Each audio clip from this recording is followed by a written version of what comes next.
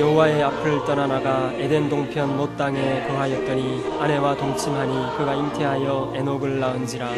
가인이 성을 쌓고 그 아들의 이름으로 성을 이름하여 에녹이라 하였더라. 에녹이 이랏을 낳았고 이랏은 무후야엘을 낳았고 무후야엘은 무드사엘을 낳았고 무드사엘은 라멕을 낳았더라. 라멕이 두 아내를 취하였으니 하나 이름은 아다요 하나 이름은 실라며 아다는 야발을 낳았으니 그는 장막에 거하여 육축 치는 자의 조상이 되었고 그 아우의 이름은 유발이니 그는 수금과 퉁소를 잡는 모든 자의 조상이 되었으며 실라는 두발가인을 낳았으니 그는 동철로 각양 날카로운 기계를 만드는 자요 두발가인의 누이는 나아마이었더라. 라멕이 아내들에게 이르되 아다와 실라여 내 소리를 들으라. 라멕의 아내들이여 내 말을 들으라. 나의 창상을 인하여 내가 사람을 죽였고 나의 상함을 인하여 소년을 죽였도다. 가인을 위하여는 벌이 7배 1진데 라멕을 위하여는 벌이 77배 1이로다 하였더라. 아담이 다시 아내와 동침하매 그가 아들을 낳아 그 이름을 셋이라 하였으니 이는 하나님이 내게 가인의 죽인 아벨 대신에 다른 씨를 주셨다 함이며 셋도 아들을 낳고 그 이름을 에노스라 하였으며 그때 사람들이 비로소 여호와의 이름을 불렀더라. 아멘.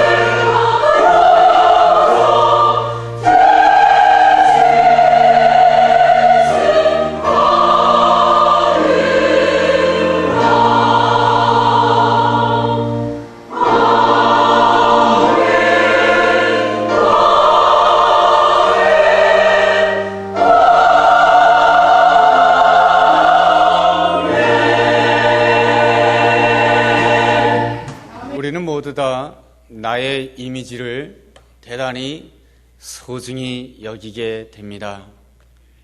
나의 이미지가 깨어진다라고 하는 것은 참으로 고통스러운 일입니다. 왜냐하면 나의 이미지는 나의 존재 가치와 밀접한 연관이 있기 때문입니다. 사람들은 종종 나의 이미지가 깨어지는 것을 잘 감당하지 못합니다. 그래서 다른 사람들에게 자기의 책임을 전가시키기도 합니다. 책임과 이미지는 아주 밀접한 연관이 있지요. 어느 가정의 경우에 두 아들과 딸이 있습니다. 오빠가 둘이고 막내가 딸입니다. 그렇다라고 한다면 막내딸이 얼마나 귀엽겠습니까?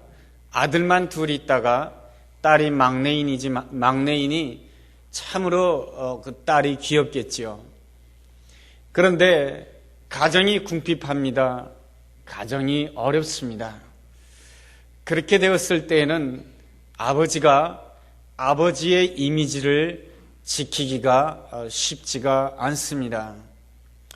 아버지가 가장으로서의 책임, 가장으로서의 이미지를 유지한다는 것이 어렵다라고 하는 그러한 생각이 들 때에 사람들은 자신도 모르게 자신의 책임을 누구에겐가 전가시키고 싶어 합니다.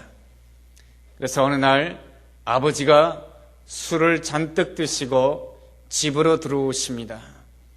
집에 들어오셔서 집안 가운데 가장 연약해 보이는 어린 딸에게 이렇게 말합니다.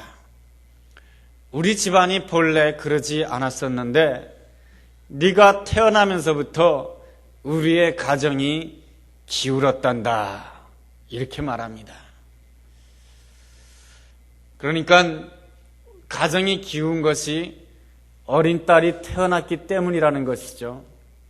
책임을 아무 힘도 없는 어린 딸에게 전가시킵니다. 그러면은 그 아버지의 죄가 딸에게 유전이 됩니다. 딸이 성장을 하였습니다. 결혼을 하였습니다. 시어머니가 되었습니다. 시어머니가 되었으니 며느리를 맞이하게 되지요. 그런데 이 시어머니의 입에서는 자신도 모르게 이러한 말들이 나옵니다. 우리 집안이 괜찮았었는데 너 며느리가 들어오면서부터 우리 집안이 이렇게 힘들게 되었고 어렵게 되었다라고 말을 합니다. 이러한 것이 바로 아버지의 죄가 딸의 죄가 되고 딸의 죄가 며느리의 죄로 유전되는 모습입니다. 나의 이미지가 깨어지는 것을 두려워하기 때문에 그러한 현상이 생기는 것이죠.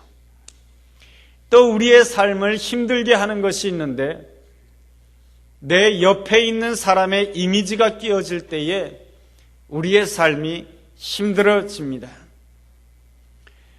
아내는 남편을 바라볼 때에 남편에게 기대하는 이미지가 있습니다. 그런데 남편이 있어야 될 자리에 있지 못하게 될 때에 남편을 바라보는 남편의 이미지는 깨어지게 됩니다. 반대도 마찬가지인 것이죠. 아버지와 어머니의 경우에도 마찬가지입니다. 아버지는 늘 가정을 지키고 가정을 위해서 헌신해야 되는데 어느 날 아무 말도 없이 아버지는 가정을 떠납니다. 그랬을 때에 그 자녀들이 아버지에 대한 이미지가 깨어져 버리게 됩니다. 어머니라고 한다면 누구보다도 자식을 위해서 헌신하는 이미지를 가지고 있습니다. 그런데 어머니가 어느 날 자녀를 버립니다. 그러면 그 자녀에게는 어머니의 이미지가 깨어져 버리는 것입니다.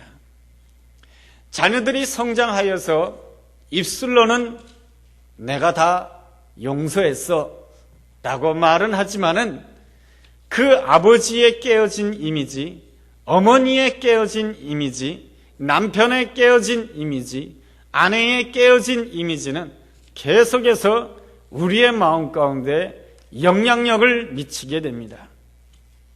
그 깨어진 이미지는 우리 마음 가운데 갈등으로 나타나고 미움으로 나타나고 분노로 나타나고 때로는 폭력으로 나타날 때도 있습니다.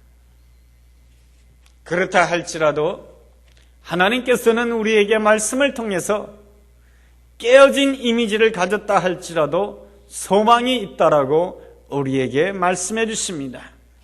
시편 27편 10절을 통해서 말씀해 주시는 것이죠. 이 말씀은 다윗의 시편입니다. 다윗은 이 말씀에서 이렇게 고백합니다. 나의 부모는 나를 버렸으나 여호와는 나를 영접해 주셨습니다. 라고 고백합니다. 다윗에게 있어서 아버지의 이미지는 깨어진 이미지였습니다. 다윗에게 있어서 형제의 이미지는 깨어진 이미지였습니다. 선지자 사무엘이 아버지 집에 왔을 때에 아버지는 막내 아들 다윗을 부르지 아니하였습니다. 다윗이 목동이라고 하여서 다윗이 작아 보인다고 하여서 아버지는 다윗을 받아주지 아니하였던 것입니다. 그러나 누가 받아주었습니까? 하나님이 다윗을 받아주었습니다. 하나님께서 선지자 사무엘로 하여금 여기 있는 아들들이 아니다, 다른 아들을 데려오라고 하나님께서는 선지자 사무엘에게 말씀하셨습니다. 그러므로 인하여서 사무엘 앞에 다윗이 서게 되고 사무엘 선지자는 다윗에게 기름을 붓는 놀라운 은혜와 축복을 주셨습니다. 나의 부모는 나를 버렸으나 나의 하나님은 나를 받아주셨습니다. 아버지의 이미지는 깨어졌지만은 다윗에게는 하나님의 이미지는 온전하게 형성되어 있었던 것입니다. 사자나 곰을 만났을 때 어느 누구도 나를 도와주지 아니하였지만은 하나님께서는 나를 도와주셨습니다. 그러기에 다윗의 인생이라고 하는 것은 언제나 하나님을 부르는 인생이었습니다. 골리앗을 만났을 때에도 하나님을 불렀고, 사울 왕에 의해서 쫓김을 당하며 광야에서 어려운 세월을 보내는 그 순간에도 한순간도 잊지 아니하고 여호와의 이름을 불렀습니다. 또한 내가 가장 사랑하는 아들 압살롬이 나를 배신하였을 때에, 아들의 이미지가 깨어졌을 때에, 자식의 이미지가 깨어졌을 때에도 다윗은 여호와의 이름을 불렀습니다. 그러기에 다윗은 진실로 이스라엘의 참다운 왕이 되고 하나님의 나라를 세우는 위대한 하나님의 사람이 될 수가 있었던 것입니다. 우리는 우리의 가족의 이미지가 깨어지지 않기를 원합니다. 남편의 이미지가 깨어지지 않기를 원하고, 아내의 이미지가 깨어지지 않기를 원하고, 자식들의 이미지가 깨어지지 않기를 원하고, 부모의 이미지가 깨어지지 않기를 원합니다.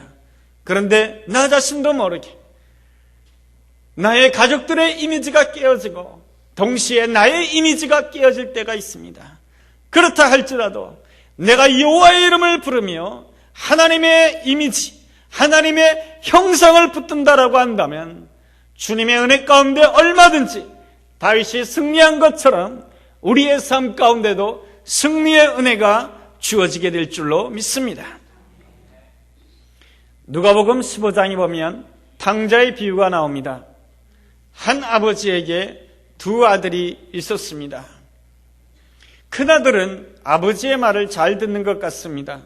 그런데 이 둘째 아들은 늘 아버지에게 반항적이었습니다.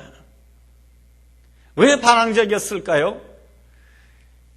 둘째 아들이 바라보는 아버지의 이미지는 이러하였습니다. 아버지는 똑똑한 아들만 좋아할 것 같고, 아버지는 말 잘 듣는 아들만 좋아하는 그러한 아버지 이미지였습니다. 그 아버지의 본래 이미지는 그런 이미지가 아닌데 둘째 아들은 그 아버지의 이미지를 왜곡되게 보았던 것입니다. 왜 그 아버지의 이미지를 깨어진 이미지로 보고 왜 왜곡된 이미지로 본 것입니까? 그 둘째 아들이 형과 자신을 늘 비교하였기 때문에 그런 것입니다. 형을 시기하였고 형을 질투하였고 형과 비교하는 그것 때문에 아버지 이미지가 왜곡된 것입니다. 아버지 이미지가 왜곡될 때에는 둘째 아들은 떠나겠다라고 합니다. 내가 아버지를 떠나서 돈만 있으면은 나는 성공할 수 있으며 내 이미지를 개선할 수 있을 것이라고 생각했던 것입니다. 그래서 아버지로부터 유산을 받아서 아버지 곁을 멀리 떠나게 됩니다. 사실 아버지는 둘째 아들이 실패할 거라는 것을 알았습니다. 둘째 아들이 못난 아들이라고 하는 것을 알았습니다. 부족한 아들이라고 하는 것을 알았습니다.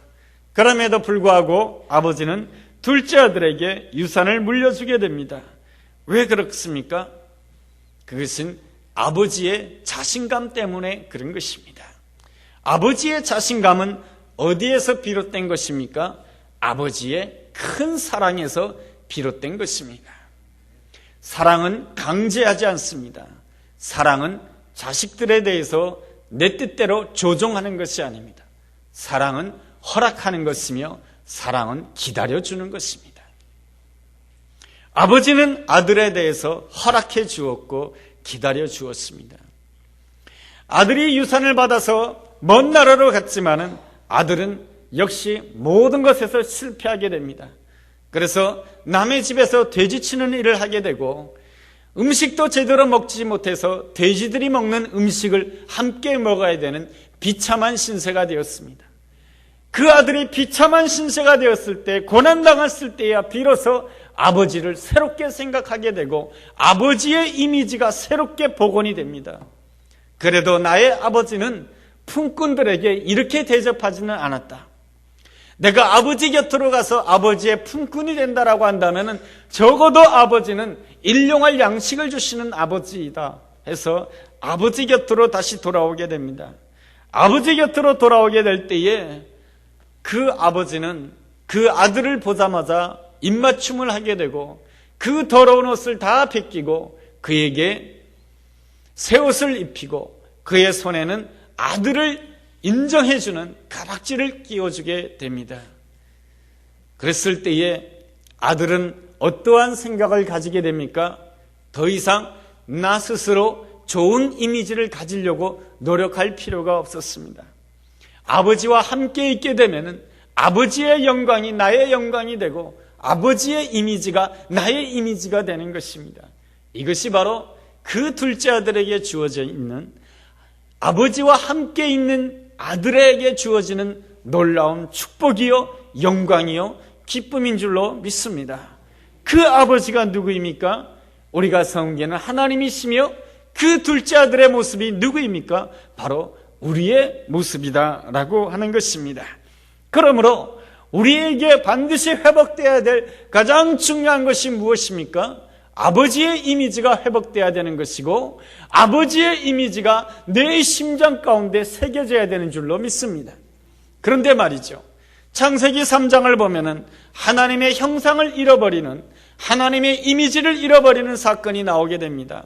왜 사람들이 하나님의 이미지를 잃어버리게 되었을까요? 선악과를 먹었기 때문에 그런 것입니다. 선악과란 무엇입니까? 나 중심으로 선과 악을 판단하는 것입니다. 나에게 이익이 되면 선이고 나에게 해가 되면 악이라고 판단하는 것이죠. 선악과를 먹기 전에는 선과 악에 대해서 판단할 필요가 없었던 것입니다. 내가 오늘 에덴 동산에 있는 것도 은혜요, 내가 오늘 아담을 만난 것도 은혜요, 내가 오늘 하와를 만난 것도 은혜요, 오늘 내가 평지에 있는 것도 은혜요, 골짜기에 있는 것도 은혜요, 모든 것이 은혜이기 때문에 내가 선과 악을 판단할 필요가 없는 것이죠. 여러분, 하나님의 형상이 회복되게 되면 판단하지 않습니다. 모든 것을 다 은혜로 받아들이는 것이죠. 지금 내 남편을 만난 것도 은혜요, 내 아내를 만난 것도 은혜요, 내가 이곳에 사는 것도 은혜요, 모든 것이 은혜인 줄로 믿습니다. 이것이 바로 선악과를 먹지 않고 하나님의 형상 이미지가 회복된 자의 아름다운 모습인 줄로 믿습니다. 그렇지만 선악과를 먹게 되면 달라지게 됩니다.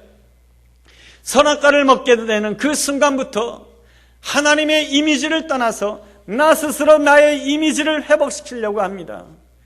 그러다가 보니까 평지에 있게 되면 내가 잘나서 평지에 있는 것이고, 골짜기에 있게 되면 하나님이 나를 미워하시기 때문에 내가 골짜기에 있다라고 생각하게 됩니다. 선악과를 먹게 되면 나의 이미지를 옆 사람에게 강조하려고 합니다. 그래서 내가 좋아하는 것도 당신이 좋아해야 되고, 내가 싱거운 거 좋아하면 당신도 싱거운 거 좋아할 것이고, 내가 매운 거 좋아하면 당신도 매운 거 좋아할 것이고, 내가 싫어하면 당신도 싫어할 것이다라고 생각하는 것이 바로 선악과를 먹은 인간의 모습이다라고 하는 것입니다. 이것은 내 옆에 있는 사람을 나의 이미지를 가지고 조정하려고 하는 것입니다. 여기에는 갈등이 있고 반목이 있고 아픔이 있을 수밖에 없는 것입니다. 또한 선악과를 먹게 되면 내 옆에 있는 사람의 이미지가 바뀌어지게 됩니다. 전에 아담이 하와를 보게 되었을 때에 하와를 보자마자 내 뼈 중에 뼈여 살 중에 살이라고 하였지만은 선악과를 먹는 그 순간부터 하와가 멀어지기 시작하였고, 하와 역시 아담이 그렇게 멀어질 수밖에 없었던 것입니다. 이 모든 것들이 다 무엇 때문입니까? 선악과를 먹은 결과 때문인 것입니다. 나 중심으로 선과 악을 판단했기 때문에 그런 것입니다. 이 선악과를 누가 제일 먼저 먹었습니까? 여인이 먹었습니다. 남자가 여인보다 더 똑똑하다는 말씀을 드리는 것이 아닙니다. 그냥 성경에 나와 있으니까 그렇게 말씀드리는 것입니다. 여인이 먹었습니다. 하와가 먹었던 것이죠. 하와가 선악과를 먹음으로 인하여서 그들의 삶 가운데는 무엇이 나왔다라고 말씀해주고 있습니까? 가시나무와 엉겅퀴가 나왔다라고 하고 있습니다. 가시나무와 엉겅퀴가 나오는 삶은 언제나 피곤한 삶이며 언제나 고통이 있는 삶인 것입니다. 가시나무가 늘 찌르기 때문에 그런 것이죠. 그렇다라고 한다면 하나님 앞으로 돌아와서 하나님의 형상이 회복되기를 사모했어야 되는데 가인은 하나님을 떠났습니다. 그래서 나 스스로 좋은 이미지를 만들려고 합니다. 그래서 가인은 열심히 노력하였습니다. 그래서 가인들의 후손이 사는 삶이란 어떠한 삶이냐 하면 20절 말씀처럼 육축 치는 자의 조상이 되는 것입니다. 육축 치는 자의 조상이 된다는 것은 무엇입니까? 분유회사의 회장이 된다는 것이죠. 그렇죠? 그러면 얼마나 이미지가 높아지겠습니까? 21절에는 수금과 퉁소를 잡는 자의 조상이 된다라고 하는 것입니다. 다시 말하면 음악의 거장이 되는 것입니다. 그래서 예술의 전당에서 연주회를 여는 것입니다. 내가 예술의 전당에서 연주회를 연다라고 한다면 나의 이미지가 얼마나 세상 사람들에게 멋있어 보이겠습니까? 그 다음에 22절에 동철로 각양 날카로운 기계를 만드는 자가 됩니다. 이것은 모든 이 세상에 있는 모든 것들을 철로 아름답게 만드는 것이죠. 놀라운 제철소 회장님이 되는 것이죠. 제철소 회장님 얼마나 이미지가 탁월합니까? 그런데 말이죠, 그들의 삶이라고 하는 것은 어떠한 삶인가? 23절에 나와 있습니다. 라멕의 삶인 것입니다. 라멕이 모든 능력이 있다 보니까 아내를 구하게 됩니다. 첫 번째 아내 이름이 뭡니까? 아다입니다. 아다란 뜻은 기쁨이라고 하는 뜻이죠. 첫 번째 아내를 얻으니까 너무 기뻤습니다. 내가 제철소 회장이고, 내가 예술의 전당에서 연주회를 하는 사람이고, 내가 목축업자이고, 그러니까 두 번째 아내를 얻을 수가 있어서 두 번째 아내를 얻었습니다. 또 기쁜 줄 알고 말이죠. 그런데 두 번째 아내 이름이 무엇입니까? 실라입니다. 실라라고 하는 뜻은 그늘이라고 하는 뜻입니다. 가정에 그늘이 생겼습니다. 자신도 모르게 상처를 받게 되었습니다. 가정에 그늘이 덮게 되니까 상처를 받게 되고 아픔이 생기게 된 것이죠. 상처가 생기고 아픔이 생기게 되니까 라멕이 이제는 소리를 치게 됩니다. 나같이 고통받는 사람이 누가 있는가? 나같이 상처받은 사람이 누가 있는가? 하면서 분을 내고 화를 내고 옆 사람을 해칩니다. 그러면서도 이렇게 말합니다. 내가 이렇게 화를 내는 것은 당연하다라고 말합니다. 내가 이렇게 분노하는 것은 당연하다라고 말합니다. 왜냐하면 내가 상처를 많이 받았기 때문에, 나는 누구보다도 아픔이 많은 사람이기 때문에 그렇게 해도 된다라고 말하는 것이 라멕의 삶인 것입니다. 이러한 삶으로는 결단코 하나님께 영광 돌릴 수가 없는 것입니다. 이러한 삶으로는 결단코 여인의 후손이 될 수가 없는 것입니다. 이러한 삶으로는 결코 예수 그리스도의 족보 안에 들어갈 수가 없는 것입니다. 이러한 자녀들의 모습을 봤을 때 누구의 마음이 가장 아팠을까요? 어머니의 마음이 가장 아픈 것입니다. 누구의 마음이 아팠습니까? 하와의 마음이 아팠던 것입니다. 하와가 더 힘들었던 것은 주변 사람들의 냉소적인 비판이었습니다. 네가 그러고도 교회 다니는 사람이냐? 네가 그러고도 하나님을 믿는 사람이냐? 네가 하나님을 믿으면서도 너의 가족의 모습이 그랬냐? 너의 가족의 모습에 그렇게 상처가 많고 아픔이 많고 문제가 많은가? 그것이 바로 하나님을 믿는 사람의 모습인가? 너의 삶 가운데 가인을 보아라. 너의 삶 가운데 라멕을 보아라. 너의 삶의 현주소가 그렇단 말인가? 이것이 하와가 가장 힘들어했던 이야기입니다.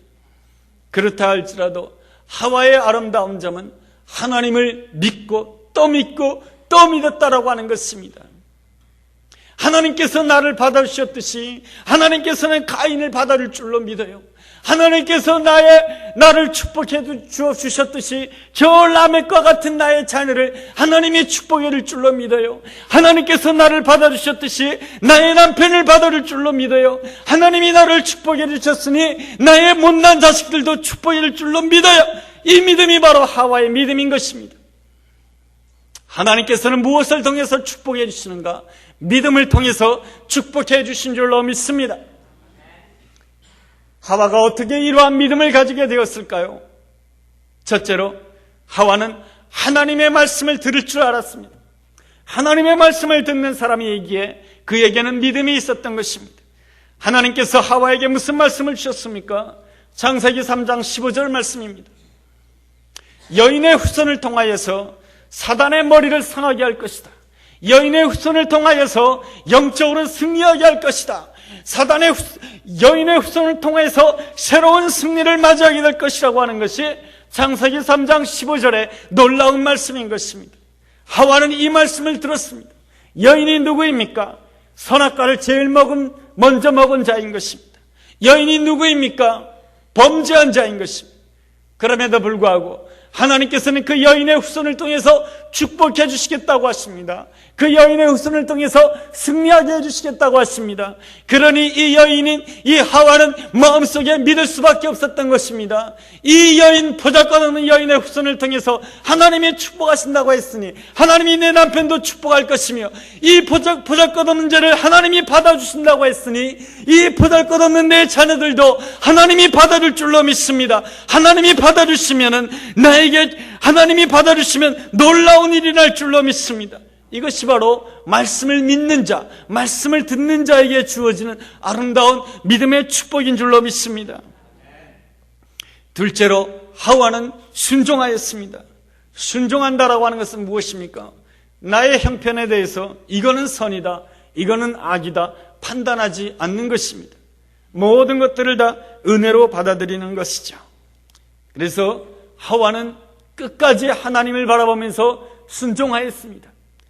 가인의 모습을 보고, 라멕의 모습을 보고, 그 자녀들의 형편없는 모습을 보고, 또한 하와가 자기의 나이듦을 보고도 하와는 끝까지 하나님의 말씀을 믿고 아담과 동침하였습니다.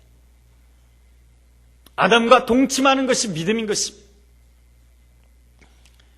하나님께서 아브라함에게 아들을 주시겠다라고 약속해 주셨다라고 한다면, 하나님께서 사라에게 이스마엘과 다른 아들을 주시겠다고 약속한다라고 한다면, 사라가 나이가 많고 아브라함이 나이가 많다 할지라도 함께 동침하는 것이 바로 믿음인 것입니다. 하와는 아담과 동침하였을 때에 하나님께서 어떤 아들을 주셨습니까? 셋이라고 하는 아들을 주셨습니다. 이 셋이라고 하는 아들은 어떤 아들입니까?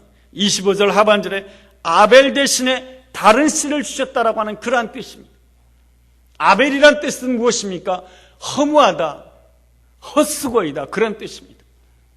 여러분, 아벨이 얼마나 하나님을 잘 섬겼습니까? 아벨이 하나님 앞에 예배드리는 것은 정말로 온전한 제사였던 것입니다. 우리가 하나님을 섬기며 열심으로 하나님 앞에 나아가서 기도하며 열심으로 하나님 앞에 예배를 드릴 때에 우리의 삶 속에서 아무런 변화가 없을 때에 우리는 아벨과 같은 고백을 할 수밖에 없습니다. 내가 이때까지 했던 믿음의 모든 수고가 헛수고이구나, 아무것도 아니구나, 그렇게 생각할 수가 있지만은, 그렇다 할지라도 믿음을 잃어버리지 아니하고 끝까지 하나님의 이름을 부르게 될 때 하나님께서는 25절 하반절에 이렇게 약속해 주십니다. 아벨과는 다른 씨, 아벨과는 다른 은혜를 주시겠다고 하는 것이 하나님의 놀라운 은혜요 약속인 줄로 믿습니다. 요셉이라는 사람에게 있어서 형제의 이미지는 깨어진 이미지였습니다. 형제의 본래의 이미지는 무엇입니까? 힘들 때 도와주는 사람이 형제의 이미지입니다. 그런데 이 형제라고 하는 사람들은 이 동생 요셉을 애굽 땅에 팔아버렸습니다. 형제의 이미지가 깨어질 때에 요셉 자신의 이미지도 깨어질 수가 있습니다. 그렇지만은 이 요셉의 아름다운 점은 노예 생활 가운데서도 항상 여호와의 이름을 불렀다라고 하는 것입니다. 노예 생활하는데 여호와의 이름을 부르다가 보디발의 아내가 유혹을 하게 됩니다. 신앙의 정절을 지키기 위해서, 절제하기 위해서 그 보디발의 아내를 거절하게 됩니다. 그러다가 어떻게 됩니까? 감옥에 떨어지게 되죠. 모든 수고가 헛수고인 것 같습니다. 내가 열심으로 하나님을 섬긴 모든 것이 감옥에 들어가는 그 순간 모든 것들이 다 헛수고인 것처럼 보이게 됩니다. 모든 것을 다 잃어버리는 순간인 것처럼 보이게 됩니다. 아벨처럼 내가 하나님 앞에 온갖 정성을 다하여 하나님 앞에 예배드리고 제사하였지만은 다 헛수고가 되는 것처럼 보입니다. 그렇다 할지라도 요셉은 그 속에서도 여호와의 이름을 불렀습니다. 여호와 이름을 부르게 되었을 때, 하나님의 때가 되었을 때 하나님께서는 아벨과 다른 놀라운 은혜를 허락하신 줄로 믿습니다. 이때까지 하나님이 이 요셉과 함께 했던 그 은혜와는 다른 차원의 은혜, 요셉이 애굽의 총리가 되는 다른 차원의 은혜, 형제들이 자기를 찾아와서 형제들이 자기 앞에 무릎 꿇고 형제들과 하나가 되고 화해하게 되는 다른 은혜 말이죠. 우리 하나님께서는 여호와를 믿고 여호와 이름을 끝까지 부르는 자에게, 비록 내 옆에 가족들의 이미지가 깨어지고 안타까운 형편 가운데 있다 할지라도 여호와의 이름을 끝까지 부르는 자에게는 오늘 말씀처럼 하나님께서 내가 너를 위하여서 다른 씨를 준비하였노라, 다른 은혜를 준비하였노라, 준비해 놓으신 다른 은혜가 있는 줄로 믿습니다. 이 놀라운 이 다른 은혜가 오늘 이 시간부터 여러분의 삶 가운데 임하게 되기를 주의 이름으로 축원합니다. 기도하겠습니다. 하나님 아버지, 내 안에 하나님의 형상이 깨어질 때에 나 스스로 좋은 이미지를 만들려고 하였습니다. 그러나 나의 이미지는 가인의 이미지요, 람에게의 이미지입니다.